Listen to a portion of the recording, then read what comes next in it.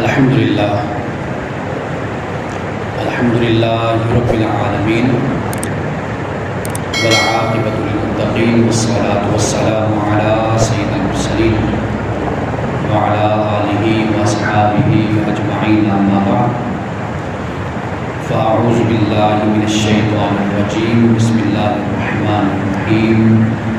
حاضرین محترم، آج رمضان المبارک کا پہلا جمعہ ہے اور بحمد اللہ تعالیٰ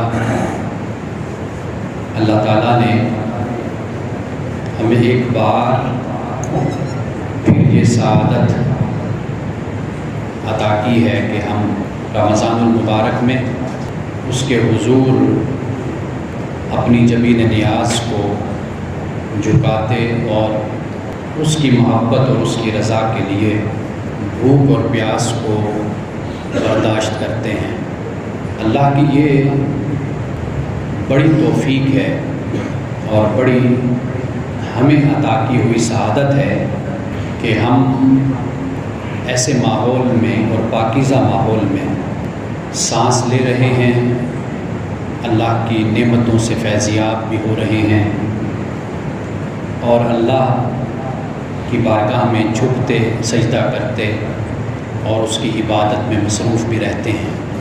رسول اللہ صلی اللہ علیہ وسلم کہ رمضان المبارک میں اگر ہم معمولات کو دیکھتے ہیں تو ہمیں کوئی 3-4 باتیں ہمیں نظر آتی ہیں۔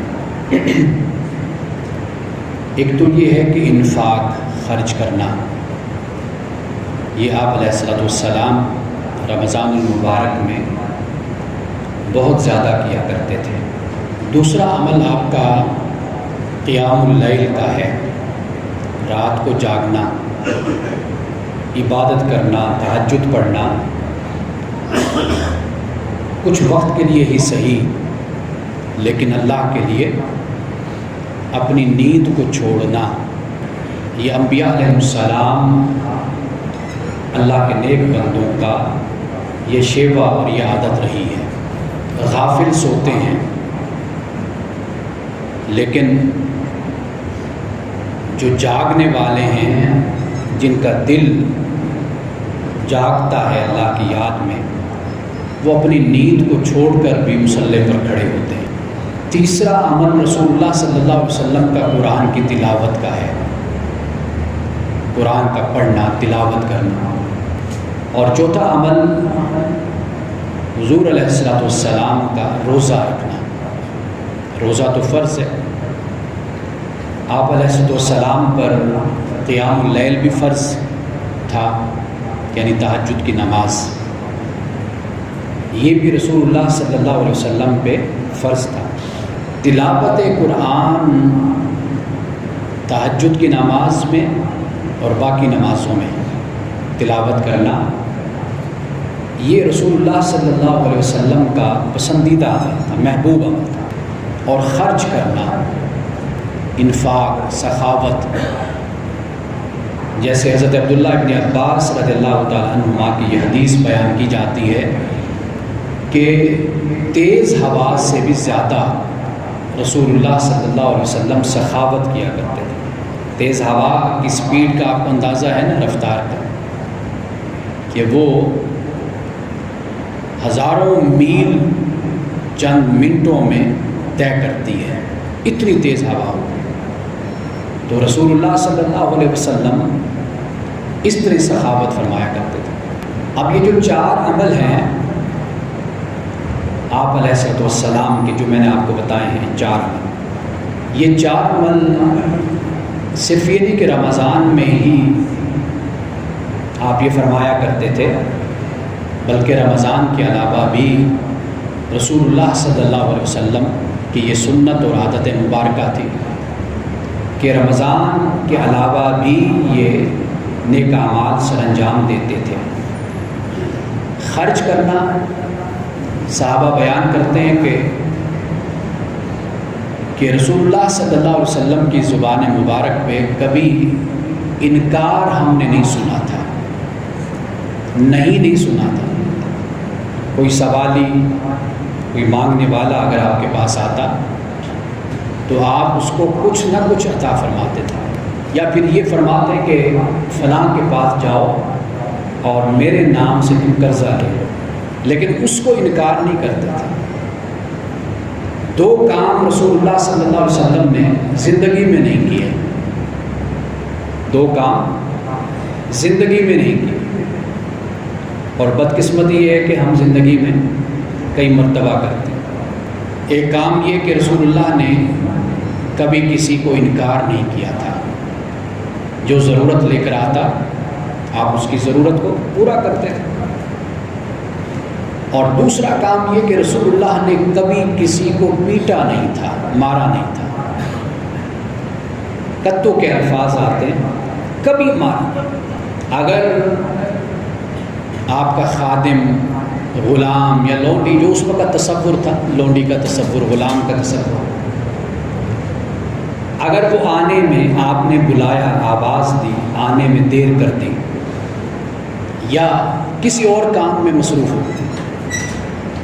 حضور علیہ السلام فقط ایک بات فرمایا کرتے تھے، اور وہ بات یہ ہوتی کہ اگر مجھے اللہ کا خوف نہ ہوتا تو میں تجھے پیٹتا، مارتا، اگر مجھے اللہ کا خوف نہ ہوتا۔ کبھی کسی پر ہاتھ نہیں اٹھایا۔ یہ دو کام ایسے ہیں کہ جو رسول اللہ صلی اللہ علیہ وسلم نے کبھی نہیں کیا۔ کبھی اپنی ازواج کو نہیں پیٹا، کبھی آپ نے اپنے غلام کو، کبھی کسی خادمہ کو، خادم کو، لونڈی کو کبھی ہاتھ تک نہیں لگایا۔ یہ مارنے کا تصور ہمارے ہاں زیادہ ہے، ہم سمجھتے ہیں کہ اس سے بچہ ہو، چھوٹا ہو، بڑا ہو، وہ درست ہو جائے گا، ٹھیک ہو جائے گا، حالانکہ وہ ٹھیک نہیں ہوتا، وہ مزید پختہ ہوتا ہے اور مار کھانے کے لیے۔ وہ کہتا ہے اس سے آگے اور کہاں جائیں گے، اب جان تو نہیں لیں گے نا، ماریں گے ہی صحیح نا، مار لیں۔ اس کا جسم اتنا مضبوط ہو جاتا ہے مار کھا کھا کر۔ ہمارے مدارس میں ایک رواج ہے، استاذ مارتے ہیں، مارے ہم نے بھی کھائی ہیں استاذ کی، اسکولوں میں بھی مارنے کا بڑا رواج ہوتا ہے۔ آج معلوم نہیں، لیکن ہم نے بے وجہ استاذوں سے مار کھائی، چھوٹی چھوٹی باتوں۔ رسول اللہ صلی اللہ علیہ وسلم مارنے کے بجائے نفسیاتی طریقے سے دوسرے کو بات بتاتے اور اس کی اصلاح فرماتے تھے، اس کی ایسی اصلاح فرماتے کہ پھر وہ ایسا سیدھے راستے پر چلتا کہ پھر کبھی غلط کام نہیں کرتا تھا۔ ایک صحابی بیان کرتے ہیں کہ میں چھوٹا تھا تو میں کھجوریں توڑتا، جیسے باغ میں چلے جاتے ہیں کھجوریں توڑ لیتے ہیں، تو مجھے لوگ نے پکڑ لیا اور پکڑ کر مجھے رسول اللہ صلی اللہ علیہ وسلم کے پاس لے اور کہا یا رسول اللہ یہ ہمارے باغ خراب کرتا ہے، کھجوریں اتارتا ہے۔ وہ صحابی کہتے ہیں کہ رسول اللہ نے بڑے پیار سے میرے سر پہ ہاتھ پھیرا، آپ نے فرمایا بیٹا جو گر جاتی ہیں وہ اٹھا کے کھا لیا کر، درختوں پر پتھر نہ مارا، بس اتنی بات آتی۔ اس کے بعد وہ کہتے ہیں کہ صحابی کہتے ہیں کہ پھر رسول اللہ کا انداز اتنا مشفقانہ اور اتنا محبت سے بھرا تھا کہ پھر کبھی جی نے چاہا نہیں کہ میں درختوں کو پتھر ماروں، پھر ایسی محبت مجھے رسول اللہ سے ملی۔ تو یہ محبت ہم بھی لوگوں کو دیں، جو ہمارے پاس آئیں وہ اس محبت سے جائیں۔ صحابہ بیان کرتے ہیں کہ مدینے میں ایک پاگل خاتون تھی، سیرت نگاروں نے اس واقعے کو بیان کیا، اور یہ حتمی اور مستند واقعہ ہے۔ وہ جو کوڑے والا بیان کیا جاتا ہے نا، وہ کہیں پر بیان نہیں ہے، اس کی کوئی سند نہیں ہے۔ ایسے بہت سے واقعات ہیں ہمارے یہاں مشہور ہو جاتے ہیں، ان کی سند کوئی نہیں ہوتی، بس وہ حدیثیں مشہور ہی ہوتے ہیں، مشہور ہو گئی۔ صحابہ بیان کرتے ہیں کہ مدینے میں ایک پاگل عورت تھی اور گلیوں میں پھرتی رہتی تھی۔ رسول اللہ صلی اللہ علیہ وسلم کے پاس کوئی اس کو منہ نہیں لگاتا تھا، پوچھتا نہیں تھا۔ رسول اللہ صلی اللہ علیہ وسلم کے پاس آتی تو آپ کا ہاتھ پکڑ کر آپ کو مدینے کی گلیوں میں لیتی پھرتی ساتھ، کافی دیر ایسے ہاتھ پکڑ کے پھرتی رہتی، آپ بھی پھرتے رہتے اس کے ساتھ۔ اور پھر وقت گزرنے کے بعد کہتی کہ ہنس کر کے مجھے تو کوئی کام نہیں تھا، میں تو ویسے ہی آپ کو ساتھ لے کر پھر تو صحابہ نے عرض کیا رسول اللہ صلی اللہ علیہ وسلم یہ تو ایک پاگل خاتون ہے، مجنونہ ہے، آپ کیوں ایسے ہی اس کی بات مان لیتے ہیں اور اس کے ساتھ آپ چل پڑتے ہیں؟ رسول اللہ نے ایک بات فرمائی، یہ یاد کر لیجئے، یہ زندگیاں بدل دیتا ہے، یہ جملہ زندگی بدل دے گا۔ ایک بات آپ نے فرمایا، آپ نے فرمایا اے میرے صحابہ، کیا جس کی بات لوگ نہ سنیں کیا میں محمد بھی نہ سنوں؟ کہ جس کو دنیا منہ نہیں لگاتی اسی کو محمد ہی تو سہارا دیتا ہے، اسی کا سہارا بنتا ہے۔ قرآن نے کہا نا کہ اے نبی صلی اللہ علیہ وسلم الم نجدک یتیما فآویٰ، کیا اللہ نے آپ کو یتیم نہیں پایا کہ اس نے پھر اپنے آغوش رحمت میں لے لیا؟ ووجدک عائلا فاغنیٰ، کہ اس خدا نے آپ کو عائل پایا، مفلس پایا تو اس نے غنی کر دیا۔ اب یہ بیان کرنے کے بعد قرآن کہتا ہے فَأَمَّا الْيَتِيمَ فَلَا تَقْهَرْ وَأَمَّا السَّائِلَ فَلَا تَنْهَرْ، کہ محبوب، اے میرے پیارے، اب یہ تیری ذمہ داری، میں نے تیری ڈیوٹی لگا دی کہ اب یتیم تیرے پاس آئیں تو ان کو تو نے ایسے نہیں دینا، ایسے نہیں بھیجنا، ان کو عطا کر کے بھیجنا۔ کوئی سائل، کوئی گداگر، کوئی فقیر، کوئی منگتا، کوئی یتیم، کوئی مسکین، دنیا کا ٹھکرایا ہوا، پشیمان، پریشان، دنیا نے جس کی زندگی کو اجیرن مصیبت میں گھیر دیا، وہ تیرے پاس آتا ہے اپنے دکھڑے لے کر، تو اے میرے محبوب تو نے اس کے زخموں پر منتمل کرنا ہے، اس کے زخموں پر۔ یہ رسول اللہ صلی اللہ علیہ وسلم کی شخصیت ہے۔ تو بات یہاں سے چلی کہ 4 کام رسول اللہ نے رمضان کے بعد بھی کیے ہیں۔ روزہ بھی رکھا ہے رمضان کے بعد، ہمیں عادت نہیں ہے روزہ رکھنے کی، لیکن رسول اللہ صلی اللہ علیہ وسلم کی سنت ہے رمضان کے علاوہ بھی روزے رکھے، ایام بیت کے روزے رکھے۔ سوموار کو روزہ رکھا، فرمایا کہ یہ میرا یوم پیدائش ہے۔ جمعرات کا کبھی رکھ لیا، کبھی بدھ کا رکھ لیا، کبھی ویسے رکھ لیا۔ گھر میں آئے پوچھا کچھ ہے، ازواج نے بتایا جی کچھ بھی نہیں، فرمایا چلو پھر آج ہم روزے سے۔ یہ ہے شکر کا اعلیٰ مقام، قناعت کا، فقر کا اعلیٰ مقام۔ خدا سے شکوہ نہیں کیا، بیویوں پر روب نہیں جھاڑا، غصے نہیں ہوئے، اب فرمایا چلو پھر آج ہم روزے سے روزہ رکھ لیں۔ رسول اللہ کی عادت ہے سارے سال کی، رمضان نہیں۔ میں جو بات آپ کو سمجھانا چاہتا ہوں، ہم نے ان چیزوں کو محدود کر دیا کہ رمضان آ گیا تو مسجدیں بھر گئیں، اور جب رمضان گیا، رمضان کے بعد کا دوسرا دن ہوتا ہے، دوسرا دن ظہر کی نماز میں مسجد میں نمازی نہیں ہوتا۔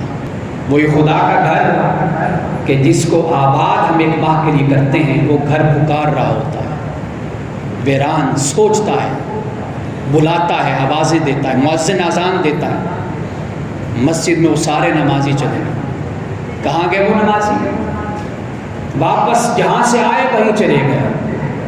نہ خدا کے گھر سے لو لگائی تھی، نہ محبت پیدا کی تھی، نہ تعلق بنایا تھا، بس وہ یہ تعلق تھا کہ باپ جا رہا ہے تو ساتھ چل پڑے، بھائی جا رہا ہے تو ساتھ چل پڑے، دوست جا رہا ہے تو ساتھ چلے گئے، گلی کوچے کے لڑکے اکٹھے ہو گئے، چلو بھی چلے مسجد۔ بس یہ ایک ماحول بن گیا تھا، ایک روایت، ایک رسم بن گئی، تو چلو مسجد چل پڑتے ہیں۔ جب جانا چھوڑ دیا لوگوں نے، پھر ہم نے بھی جانا چھوڑ دیا۔ خدا کے گھر کو آباد رکھو گے، خدا تمہارے گھروں کو آباد رکھے گا، یہ خدا کا وعدہ ہے۔ خدا ان کے گھروں کو ویران کرتا ہے جو خدا کے گھر کو ویران کرتے ہیں۔ جب خدا کا گھر پکارتا ہے، بولتا ہے کہ آؤ مجھے آباد کرو، اور اس کی آواز پر لبیک کہنے والا کوئی نہیں ہوتا، تو وہ خدا کا گھر رو کر خدا سے درخواست کرتا ہے کہ مولا تیرے بندے مجھے آباد نہیں کرتے، میرے پاس نہیں آتے۔ تو رمضان نہیں، رمضان کے علاوہ بھی خدا کے گھر کو آباد رکھنا یہ آپ کی ذمہ داری ہے۔ رسول اللہ صلی اللہ علیہ وسلم نماز فرض مسجد میں ادا فرماتے تھے، اور باقی نماز نفل وہ آپ گھر میں پڑھتے تھے. آپ فرماتے تھے کہ گھروں کو قبرستان مت بناؤ، گھر میں بھی جا کر پڑھو نماز، مسجد میں بھی پڑھو، فرض ادا کرو، پھر گھر میں جا کر باقی نماز کو ادا کرو. یہ رسول اللہ صلی اللہ علیہ وسلم کی سنت ہے. رمضان کے علاوہ بھی روزے رکھنا، نمازیں پڑھنا، قرآن کی تلاوت کرنا. میں آپ کو یہ بات یقین سے یہ بات کہتا ہوں، یقین سے کہتا ہوں، قرآن پاک اس کو بیان کرتا ہے. میں قرآن پر یقین رکھتا ہوں، قرآن کی بات بیان کرتا ہوں. اگر ہم لوگ خدا کے دین کی طرف اور عبادت کی طرف متوجہ ہو جائیں، ہمارے دلوں کی سختی کو خدا دور کر دے گا، ہمارے دل نرم ہو جائیں گے. قرآن پاک نے بیان کیا نا 6 پارے میں سورۃ المائدہ میں، اللہ سبحانہ و تعالیٰ نے نصارہ کے بارے میں کہا. نصارہ یعنی جنہیں ہم مسیحی کہتے ہیں، ان کے بارے میں قرآن نے کہا کہ ان میں سے جو قسیسین ہیں، رہبان ہیں، عبادت گزار جو عالم ہیں، ان کے جو ان کے تارک الدنیا زاہد ہیں، کہا کہ یہ محبت میں مسلمانوں کے قریب ہیں. عبادت گزار عالم بھی ہیں اور کیا ہیں؟ تارک الدنیا. تارک الدنیا سے مراد کیا؟ مسیحیت کا تصور نہیں کہ دنیا کو چھوڑ دو. اسلام کا تصور یہ کہ دنیا میں رہو، دنیا تم میں نہ رہے. اسلام کا یہ تصور ہے تم نے دنیا میں رہنا ہے، تجارت کرو، کاروبار کرو، مال کماؤ، مال کو خرچ کرو، لیکن دنیا کو اپنے اندر نہ رکھو. تم دنیا میں ضرور رہو، مال کی محبت کو اپنے دل میں نہیں، اس کی محبت کو اپنے دل میں رکھو. قرآن کہتا ہے کہ یہ نصارہ تمہارے کر، یہود اور شرک کرنے والے یہ دشمنی میں سخت ہیں. قرآن کہتا ہے یہ نصارہ جو قسیسین ہیں، رہبان ہیں، یہ محبت میں تمہارے زیادہ قریب ہیں. قریب ہونے کی وجہ کیا ہے؟ وَهُمْ لَا يَسْتَكْبِرُونَ. ایک تو عبادت گزار ہیں. عبادت گزاری انسان میں نرمی کو پیدا کرتی ہے، سختی کو دور کرتی، کساوت کو. رات کا جاگنا، اللہ کی بارگاہ میں جھکنا، اس کی کبریائی کا اعلان کرنا، رکوع سجود میں جانا، سجدے میں جانا تو رونا، گریہ وزاری کرنا خدا کی بارگاہ میں، یہ بہت بڑی دولت ہے. بہت بڑی دولت ہوتی ہے کہ خدا ایسا دل دے دے کہ جو نرم اور گداز ہو. خدا کی بارگاہ میں جائے تو آنکھوں سے آنسو ٹپ ٹپ گرنا شروع ہو جائے. ایسا دل خدا عطا کر دے. یہ بہت بڑی دولت ہوتی ہے. کسی نے پوچھا جی گناہ کیسے ختم ہو سکتے ہیں؟ کسی بزرگ سے پوچھا گناہ کیسے مٹ سکتے ہیں؟ انہوں نے فرمایا کہ عادت بنا لو اس بات کو کہ جب بھی تنہائی ملے تو اپنے رب کی یاد میں رویا کرو، آنسو بہایا کرو، سجدوں میں جاؤ، گڑ گڑاؤ، التجا کرو، اپنے گناہوں کو دیکھو، اپنی فنائیت کو سوچو کہ تم نے فنا ہونا ہے، مر جانا ہے. تم نے اس کی بارگاہ میں وہ ذات کہ جو ازل سے ابد تک ہے، قادر ہے، حکیم ہے، علیم ہے، خبیر ہے، سمیع ہے، بصیر ہے، اس کی بارگاہ میں جا کر جواب دینا، اس طاقتور قوت والے کی بارگاہ میں جانا. ذرا سوچو تو صحیح اس کی ذات. حضرت امام احمد بن حنبل رحمۃ اللہ تعالیٰ علیہ کی جب وفات کا وقت قریب تھا اور ابھی 1-2 دن کہہ لیجئے پڑے ہوئے تھے، حضرت طاؤس ایک آپ کے شاگرد بھی امام ہیں، وہ آپ کے پاس موجود تھے. تو امام احمد بن حنبل تکلیف کی وجہ سے ہائے کرتے تھے، کراہتے تھے. حضرت طاؤس نے کہا کہ اے امام، آپ جو کراہتے ہوئے ہائے کرتے ہیں نا، اللہ کے فرشتے یہ بھی لکھ لیں گے. کہیں ایسا نہ ہو کہ آپ کا یہ کراہنا بے صبری میں شمار ہو، بے صبری میں شمار ہو کہ آپ بے صبر تھے. خدا کی طرف سے امتحان آیا، تکلیف آئی تو آپ برداشت ہی نہیں کر سکے، حیا ہی کرنے لگ گئے. امام احمد بن حنبل وہ امام ہیں کہ حاکم وقت نے ان کو جیل میں ڈالا، ان پر کوڑے برسائے گئے. کہتے ہیں کہ میری پیٹھ پر کوڑے تھے، میری حالت بری تھی، اور میں جب گزرنے لگا تو ایک ایک ڈاکو میرے پاس سے گزرا، اس نے کہا کہ اے امام، میں یہاں پر کتنی مرتبہ آیا اور یہاں سے چلا گیا، سزا کے باوجود بھی میں چوری کرتا ہوں، جب میں چور ہو کر اتنا استقامت رکھنے والا ہوں تو آپ تو خدا کے دین پر استقامت رکھیں، آپ تکلیف کو برداشت کریں، کوڑے برسائے جاتے ہیں۔ وصال کے وقت جب کراہیا روئے، حضرت طاؤس نے کہا کہ اے امام اس بات کا خیال کیجیے یہ کراہنا بھی کہیں خدا کے کاغذوں میں بے صبری نہ لکھا جائے۔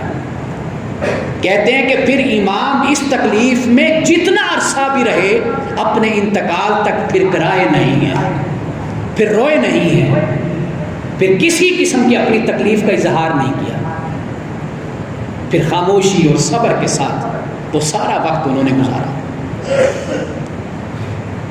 عبادت گزاری انسان کے اندر نرمی کو پیدا کرتی ہے۔ ایک شخص عبادت گزار ہو، اس میں نرمی نہ ہو، اس کو پھر اپنی عبادت کا جائزہ لینا چاہیے، اپنے آپ کو دیکھنا چاہیے کہ میری عبادت کا نتیجہ کیوں نہیں نکل رہا۔ کساوت قلبی، سخت دل ہونا، یہ ایمان کی علامت نہیں ہوتی، یہ ایمان کی علامت نہیں، یہ عبادت کی علامت بھی نہیں ہے۔ حضرت فضیل بن عیاض فرمایا کرتے تھے کہ بدبختی کی 5 علامتیں ہیں، 5 یاد کر لیجئے۔ بدبختی کی کتنی علامتیں؟ 5 علامتیں۔ پہلے فرماتے ہیں کہ دل کا سخت ہونا، کساوت قلبی، شقاوت قلبی۔ پہلی بات، خدا کی بارگاہ میں رونا ہی نہیں ہے، بس دنیا میں مست رہنا، ہنسنا، کھیل مذاق، ادھر ادھر، مسجد میں بیٹھ کر نماز کے دوران بھی کہیں کا کہیں ذہن پہنچا ہوا ہونا، پرواہ ہی نہیں ہوتی۔ یہ کیا ہے؟ یہ دل کی سختی ہے۔ خدا سے دعا کیجئے۔ آپ علیہ السلام یہ دعا فرمایا کرتے تھے، اے مولا مجھے وہ دل عطا فرما کہ جو تیری بارگاہ میں جھکنے والا ہو، فرما برداری کرنے والا۔ ایک بات یہ فرمائی حضرت فضیل بن عیاض نے، آپ نے فرمایا کہ بدبختی کی، بد نصیبی کی دوسری علامت یہ ہے کہ آنکھوں کا پانی خشک ہو جائے، رونا ہی نہ آئے، یہ دوسری وجہ ہے بدبختی کی۔ اور تیسری بیان کی کہ حیا اور شرم کی قلت ہو جائے، حیا ہی نہ رہے، نہ بڑے اور چھوٹے کا حیا، نہ کسی عالم کا حیا، نہ کسی بزرگ کا حیا، کوئی شرم اور حیا نہیں، گالم گلوچ، بدتمیزی، بے حیائی۔ فرمایا کہ یہ بھی بدبختی کی علامت ہے۔ بدقسمتی سے اس وقت ہم اسی بیماری کا شکار ہیں۔ اور فرمایا کہ چوتھی وجہ کیا ہے؟ دنیا کا حرص ہے، دنیا کا حرص، یہ چوتھی وجہ ہے کہ جس کی وجہ سے بدبختی انسان پر غالب ہو جاتی ہے۔ اور آخری بات فرمائی کہ لمبی آرزوئیں، سامان 100 برس کا ہے، پل کی خبر نہیں۔ حالت تو یہ ہے انسان کی، پل کی خبر نہیں ہوتی، لیکن لمبی آرزوئیں، سوچنا 50 سال، 100 سال کے منصوبے بنا کے رکھنا، اتنا کچھ بنا کے رکھ لینا اپنے پاس کہ پھر آنے والی نسلیں اس کو کھائیں، برباد کریں، لٹائیں، کھائیں گے وہ، قبر میں عذاب اس کو ہوگا، کیوں؟ حرام کا جو کمایا ہوا تھا۔ حضور نے فرمایا کہ بے وقوف ہے وہ شخص کہ جو دوسروں کی خاطر اپنی آخرت کو برباد کرتا ہے۔ اولاد کی خاطر آخرت کو نہیں برباد کرنا چاہیے، کسی کی خاطر اپنی آخرت کو برباد نہیں کرنا چاہیے، اس پہ کوئی بھی سودے بازی نہیں کرنی چاہیے۔ یہ 5 باتیں جو حضرت فضیل بن عیاض نے فرمائی، 3 نصیحتیں تو رسول اللہ نے فرمائی ہیں۔ میں بات یہ کر رہا تھا، حضرت مسیح علیہ السلام کے پیروکار بھی جب وہ عبادت گزار بنے اور جب وہ تارک دنیا بنے، جب انہوں نے تکبر چھوڑ دیا، ان کے اندر خود بخود حق کو قبول کرنے کی صلاحیت پیدا ہو گئی، حق کو قبول کرنے کی، سچ کو قبول کرنے کی صلاحیت پیدا ہو۔ قرآن نے کہا وَإِذَا سَمِعُوا مَا أُنزِلَ إِلَى الرَّسُولِ ترى أعينهم تفيض من الدمع مما عرفوا من الحق. قرآن کہتا ہے کہ جب یہ لوگ سنتے ہیں وہ کلام جو رسول کی طرف نازل ہوا، یعنی قرآن کو سنتے ہیں، تو دیکھے گا کہ جب یہ قرآن کو سنتے ہیں تو ان کی آنکھوں سے آنسو گرنا شروع ہو جاتے ہیں، آنکھوں سے آنسو گرتے ہیں اللہ کے کلام کو سنتے. کیوں؟ اس لیے کہ تیاری تو پہلے کی ہوتی ہے نا، عبادت گزاری سے، حلال کمائی سے، اللہ کی بارگاہ میں جھکنے سے، دنیا کو محبت اپنے دل سے نکال دینے سے. تیاری تو پہلے کچھ کر رکھی ہوتی ہے اپنی. اب وہ تیاری کر کے جب آتے ہیں، جب قرآن سنتے ہیں تو ان کے دل موم پڑ جاتے ہیں. شاہ حبشہ کا واقعہ تو آپ نے سنا ہوگا کہ جب شاہ حبشہ نے کہا، جب کسی نے کافر نے جو مکہ سے گئے ہوئے تھے انہوں نے کہا کہ بھئی یہ حضرت مریم کے بارے میں کوئی اچھا عقیدہ مسلمان نہیں رکھتے. شاہ حبشہ کو بھڑکانے کی کوشش کی. دوسرے دن پھر بلا لیا گیا، حضرت جعفر طیار تشریف لائے، مسلمان آئے. شاہ حبشہ نے کہا کہ ذرا مجھے قرآن سے سناؤ تو صحیح کہ مریم کے بارے میں قرآن کیا کہتا ہے. حضرت جعفر طیار نے پھر سورۃ مریم کی تلاوت شروع کی. جیسے جیسے مریم کی تلاوت حضرت جعفر کرتے جاتے تھے، ساتھ ساتھ شاہ حبشہ کی آنکھوں سے آنسو بھی گرتے جاتے تھے. وہ رو رہا تھا. آخر پھر اسلام قبول کر لیا. حق پر کسی کی ٹھیکے داری نہیں ہوتی، یہ بات یاد رکھیے. یہ آپ کی تیاری ہے، آپ کتنی محنت اپنے اوپر کرتے ہیں آپ اتنا ہی زیادہ حق قبول کریں گے. بے شک آپ مسلمان اور مومن خود کو کہتے رہے، جب تک آپ اپنے اوپر محنت نہیں کرتے. اسلاف کا معاملہ کیا تھا؟ ان کی کامیابی، کامرانی، فوز و فلاح دنیا اور آخرت میں علم اور عمل کی بنیاد پر تھی. علم اور عمل، یا ایمان اور عمل کہہ لیجیے، اس کی بنیاد پر تھی. بعد میں آنے والی جو نسلوں کا حال ہوتا ہے، آپ قوم یہود کو پڑھیے، قوم نصارہ کو، پھر وہ سب کچھ چاہتے ہیں قومی بنیاد پر، نسلی بنیاد پر. وہ کہتے ہیں ہم یہ قوم ہیں، اس لیے یہ ہمارا استحقاق ہے، ہمارا حق ہے. قرآن کہتا ہے اس طرح کچھ نہیں ملتا. قرآن کہتا ہے جس طرح پہلوں کو دیا تھا اسی طرح تمہیں بھی دوں گا. خدا کہتا ہے. وہ طریقہ کیا ہے؟ وہ ہے ایمان، عمل. وانتم الاعلون ان کنتم مؤمنین. قرآن نے کہا کہ تمہیں غلبہ ملے گا اگر تم ایمان والے بن جاؤ. ایمان اپنے اندر پیدا کرو، پھر سب کچھ تمہیں ملے گا. یہ قرآن پاک بیان کرتا ہے. مقصد کیا ہے؟ مقصد یہ ہے کہ رمضان المبارک کا یہ مہینہ، اس کی راتیں، اس کے دن اس طرح گزاریے، اس طرح یہ بیتیں یہ آپ کے دن کہ آپ کے دلوں میں نرمی پیدا ہو، دین سے محبت پیدا ہو، آپ کی شخصیت میں عجز اور انکساری پیدا ہو، آپ اپنے پورے وجود میں خدا کے بندے نظر آئیں، اس کے بارگاہ میں جھکنے والے. رمضان میں یہ تیاری کیجیے. عبادت اور اس طرح کا جو تکبر انسان کے اندر پیدا ہوتا ہے، اس کو ماریے، اس کو کچل کے رکھ دیجیے. اللہ کے بندے بننے کی کوشش کیجیے. آپ اس عبادت گزاری کے ذریعے سے جو تراویح پڑھتے ہیں، تہجد پڑھتے ہیں، نماز پڑھتے ہیں، آپ روزہ رکھتے ہیں، اس عبادت کو، اس فرضیت کو اپنے اندر کے شیطان کو مارنے کا سبب بنائیے، اس کو کچلنے کا سبب بنائیے جو خناس ذہنوں میں پیدا ہوتا ہے، جو نفس انسان کو بہکاتا ہے مال کے ذریعے سے، علم کے ذریعے سے، خوبصورتی کے ذریعے سے، دولت اور تجارت کے ذریعے سے، شہرت اور سیاست کے ذریعے سے.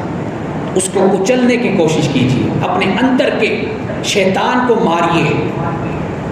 یہ وہ شیطان ہے کہ جو ساری کی ساری آپ کے نیکیاں تباہ و برباد کر دیتا ہے. آپ کے منہ سے ایک جملہ نکلا، ایک بات نکلی، اس ایک بات کے نکلنے سے کیا ہوا آپ کو معلوم ہی نہیں کہ سال ہا سال کی نیکیاں صاف ہو گئیں. حضرت داؤد دائی رحمۃ اللہ تعالیٰ علیہ کے بارے میں آتا ہے، آپ ایک جگہ سے گزرے اور وہاں سے گزرتے ہوئے چیخ ماری اور زمین پر گر گئے، بے ہوش ہو گئے.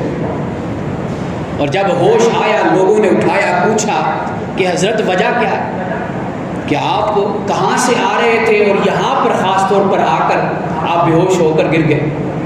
کہنے لگے مجھے یاد آیا تھا کہ میں نے اس مقام پر کھڑے ہو کر اپنے کسی مسلمان بھائی کی غیبت کی تھی. جب یہاں میں پہنچا مجھے اپنا وہ گناہ یاد آیا اور پھر مجھے اپنے خدا کی بارگاہ میں جواب دہی کا تصور آیا. میں کانپ اٹھا، ڈر گیا کہ کہیں میرے اس ایک گناہ کی وجہ سے کل خدا کی بارگاہ میں میری پکڑ نہ ہو جائے. تو میں اس ڈر سے رویا، اس ڈر سے میں بے ہوش ہو گیا. یہ باتیں سننے کو بڑی عجیب سی لگتی ہیں، ہم سن لیتے ہیں، لیکن یاد رکھیے یہ حقیقت ہیں. یہ باتیں جنہیں خدا یہ درد و سوز کی نعمت عطا کرتا ہے نا، درد دل جن کو عطا کرتا ہے، وہ خدا کی بارگاہ میں روتے ہیں، اسی طرح اپنے گناہوں پر آنسو بہاتے ہیں. حضرت امام حسن بصری رحمۃ اللہ تعالیٰ علیہ کے بارے میں آتا ہے نا کہ آپ چھت پر کھڑے عبادت کر رہے تھے تو کسی طرح آپ کی آنکھوں کے آنسو گلی سے گزرتے ہوئے خاتون کی کپڑوں پر جا کر وہ آنسو گرے.